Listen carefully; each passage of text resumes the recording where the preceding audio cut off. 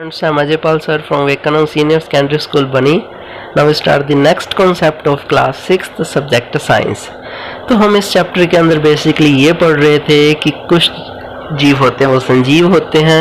Okay, जो जीव होते हैं वो संजीव होते हैं, बाकी जो वस्तुएं होती हैं उनके अंदर जान नहीं होती, वो निर्जीव होती हैं. ओके, तो हमने बेसिकली इस चैप्टर के अंदर ये देखा कि हमारे आवास कौन कौन से हैं, पौधे जीव जंतु कहाँ कहाँ पे रहते हैं. कुछ जलीय आवास होते हैं, समुद्र के अंदर भी रह सकते हैं, स्थलीय आवास भी होते हैं. ओके, तो अब हम बेसिकली आज इस चैप्टर के अंदर ये डिस्कशन करेंगे कि संजीव के अंदर क्या खासियत है कि वो संजीव है और निर्जीव के अंदर क्या खासियत नहीं है कि वो निर्जीव होते हैं. तो हम देखते हैं क्या सभी संजीवों को भोजन की आवश्यकता होती है.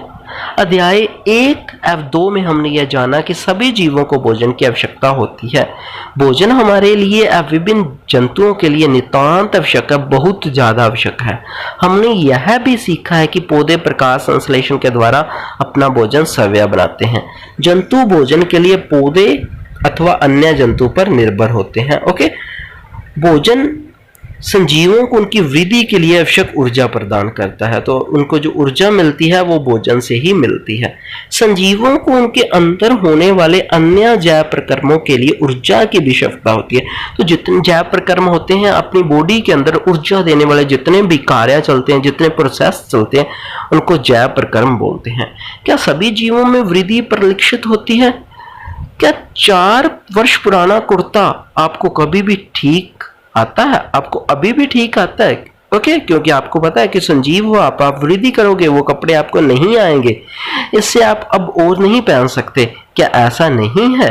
इन वर्षों में आप लंबे हो गए हैं, आपको इसका आभास नहीं हो रहा है, लेकिन आप में हर समय वृद्धि हो रही है. कुछ वर्ष बाद आप वयस्क हो जाएंगे, आप जवान हो जाएंगे, अडल्ट हो जाएंगे. जंतुओं के बच्चे भी वृद्धि कर वयस्क हो जाते हैं. आपने आवश्यक देखा होगा कि कुत्ते के पिल्ले वयस्क हो जाते हैं. एक अंडे से स्फुटित होकर चूजा मुर्गी का बच्चा वृद्धि करके मुर्गी अथवा मुर्गा में परिवर्तित हो जाता है. तो इस तरीके से आपने देखा है कि बच्चे जो है, चाहे कोई किसी भी जीव का बच्चा, वो वृद्धि जरूर करता है, चाहे वो मुर्गी का बच्चा है, कुत्ते का बच्चा है, या ह्यूमंस बीइंग्स हैं. पौधे भी वृद्धि करते हैं. हम अपने चारों ओर पाए जाने वाले विभिन्न प्रकार के पौधों का अवलोकन कीजिए. इनमें से कुछ बहुत छोटे तथा नवजात हैं, तो कुछ विकसित हैं. ये सभी वृद्धि की विभिन्न स्थितियों में हो सकते हैं. कुछ दिनों और कुछ सप्ताह के बाद पौधों को देखिए. क्या देखेंगे कि इनकी लंबाई में वृद्धि हुई है. वृद्धि सभी संजीवों में होती है. क्या आप सोचते हैं कि निर्जीव वस्तु वृद्धि प्रदर्शित नहीं कर सकते? क्या निर्जीवों की वृद्धि नहीं हो सकती? क्या सभी संजीव श्वसन करते हैं, सांस लेते हैं? क्या हम श्वसन के बिना जीवित रह सकते हैं? जब हम श्वास लेते हैं तो बाहर की वायु शरीर के अंदर जाती है, जब हम श्वास छोड़ते हैं तो शरीर के अंदर की वायु बाहर निकलती है. श्वास लेना श्वसन क्रिया का एक हिस्सा है. श्वसन में अंदर ली गई वायु को ऑक्सीजन की कुछ मात्रा का उपयोग होता है. इस क्रिया में बनी कार्बन डाइऑक्साइड को हम श्वास द्वारा बाहर निष्कासित कर देते हैं. तो जब हम हवा अंदर लेते हैं, वायु अंदर लेते हैं, तो हमारे अंदर ऑक्सीजन गैस जाती है, जो हमारे शरीर के लिए बहुत ज्यादा उपयोगी होती है. और जब हम बाहर सांस लेते हैं, वो कार्बन डाइऑक्साइड गैस बाहर निकलती है. वो गैस हमारे अंदर भोजन बनने के बाद वो शेष बची हुई गैस होती है, जो हमारे लिए अच्छी नहीं होती. गाय, भैंस, कुत्ता तथा बिल्ली जैसे कुछ जंतुओं में श्वसन क्रिया मनुष्य की तरह ही होती है. इनमें से किसी भी जंतु का विश्राम की अवस्था में परीक्षण कीजिए तथा उदर की गति पर ध्यान दीजिए. उधर आपको पता है पेट ऊपर नीचे होता है जब आप श्वसन लेते हो, या मंद गति जिनकी श्वास लेने की क्रिया को दर्शाती है. श्वसन सभी संजीवों के लिए आवश्यक है. ग्रहण किए गए भोजन से श्वसन के द्वारा ही हमारे शरीर को ऊर्जा मिलती है. तो आप अकेला जो भोजन है उस ले लेते हो, उससे आपको ऊर्जा नहीं मिलेगी. जब तक आपके शरीर के अंदर श्वसन नहीं जाएगा, जब तक आपके शरीर के अंदर सांस नहीं जाएंगे, ऑक्सीजन नहीं जाएगी, आपको ऊर्जा नहीं मिलेगी.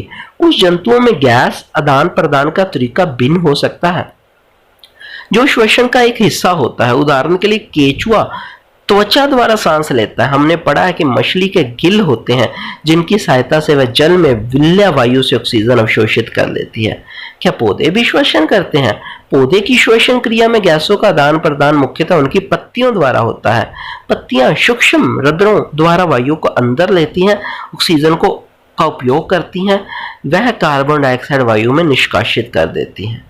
हम जानते हैं कि प्रकाश की उपस्थिति में पौधे वायु के कार्बन डाइऑक्साइड का उपयोग भोजन बनाने के लिए करते हैं तथा ऑक्सीजन छोड़ते हैं। पौधे केवल दिन के समय ही भोजन बनाते हैं, जबकि श्वसन क्रिया दिन और रात दोनों में निरंतर चलती रहती है। भोजन बनाने की प्रक्रिया में निष्कासित ऑक्सीजन की मात्रा पौधे द्वारा श्वसन में उपयोग की गई ऑक्सीजन की अपेक्षा बहुत अधिक होती है। तो आज हम इतना ही करेंगे। हमने बेसिकली आज क्या देखा कि सजीवों को किन किन चीज़ों की ज़रूरत होती है जिंदा रहने के लिए। एक हमने देखा श्वसन की बहुत ज़्यादा ज़रूरत होती है, एक देखा कि वो वृद्धि करते हैं, एक देखा कि वो भोजन की आवश्यकता होती है। ओके, तो आज हम इतना ही पढ़ेंगे। आपने क्या करना है, आपको जितना ये रीड आउट करवाया गया है आपने इसको अच्छे से पढ़ना है। इसमें जो भी क्वेश्चन बन रहे हैं वो क्वेश्चन बनाने हैं। ओके, तो आपने क्या करना, अपनी नोटबुक भी कंप्लीट रखनी है। जब भी आपकी नोटबुक कंप्लीट हो जाती है आप स्कूल आके नोटबुक अपनी चेक रेगुलर करवा के जाएं। ओके, तो जो बच्चा चेक नहीं करवाएगा उसकी बाद में नोटबुक चेक नहीं की जाएगी। ओके, तो आप रेगुलर अपनी नोटबुक चेक करवा के जाएं। जब भी आपको वीकली टाइम मिले, कभी भी आपको वीक के अंदर टाइम मिले, तो आप एक बार जितना भी उस वीक के अंदर वर्क हो चुका है वो आप चेक करवा के जाएं।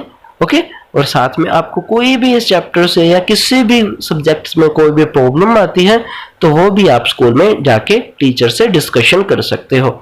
आई hope you will understand this concept. Take care, stay home, stay safe, bye.